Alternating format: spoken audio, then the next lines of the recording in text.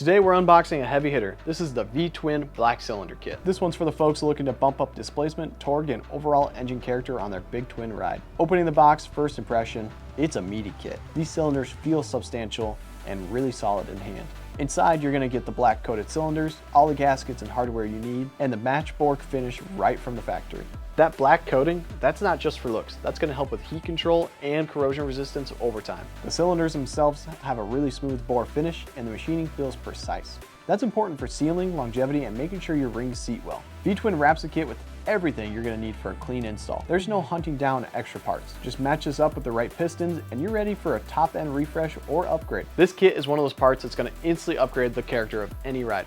More displacement means more torque, more grunt off the line, and a stronger feel throughout the rev range. If you're building out a big bore motor or you're just looking to refresh your top end, this part gets the job done and looks good doing it, and you can find it at DennisKirk.com.